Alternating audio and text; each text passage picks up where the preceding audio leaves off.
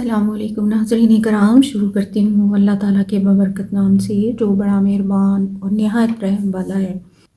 حضرت آمنہ رضی اللہ تعالیٰ عنہ نے آپ کی ولادت باسعادت سے 3 ماہ قبل خواب دیکھا کہ ایک فرشتہ مجھ سے کہتا ہے کہ اے آمنہ رضی اللہ تعالیٰ عنہ، تیرے پیٹ میں جو بچہ ہے وہ تمام جہان کا سردار ہوگا۔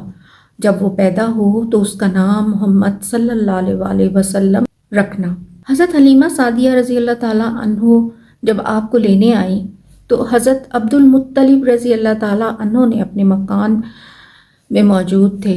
آپ نے حلیمہ سعدیہ رضی اللہ تعالیٰ عنہ سے پوچھا کہ تم کون ہو اور کہاں سے آئی ہو؟ حلیمہ سعدیہ رضی اللہ تعالیٰ عنہ نے کہا، میں قبیلہ بنی سعد سے ہوں، میرا نام حلیمہ ہے۔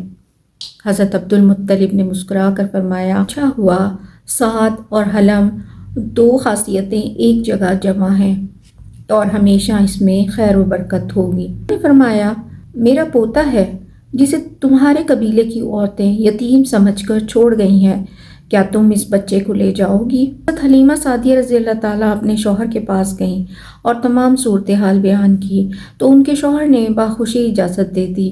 حضرت حلیمہ رضی اللہ تعالیٰ عنہ نے حضرت عبد المطلب کی خدمت میں دوبارہ جا کر فرمایا تو وہ آپ کے ہی منتظر تھے۔ انہوں نے حضور صلی اللہ علیہ وآلہ وسلم کو گود لینے کی درخواست کی۔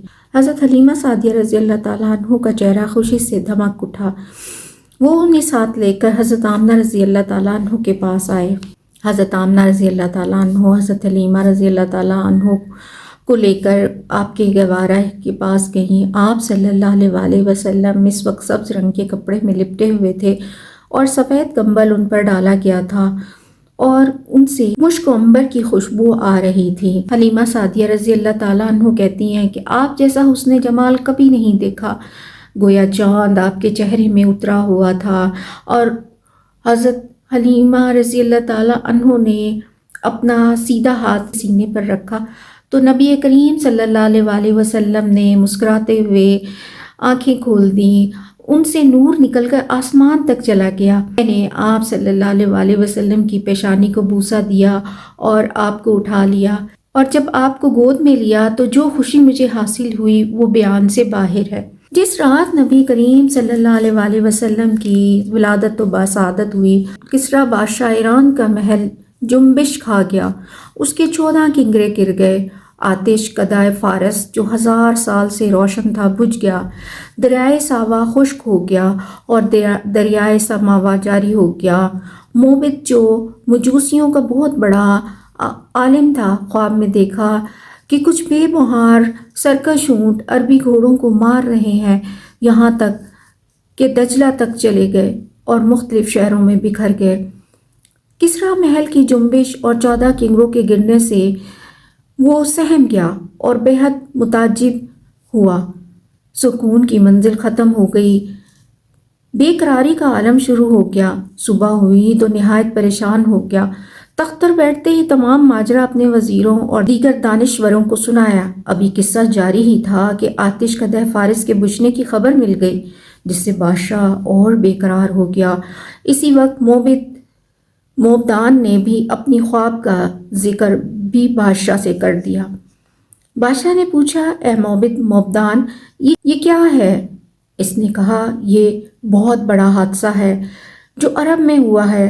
کسریٰ نے نعمان کو لکھا کہ کسی عاقل آدمی سے اس کے متعلق معلوم کرے۔ اس نے عبد المسیح غسانی کو بادشاہ کی خدمت میں بھیجا۔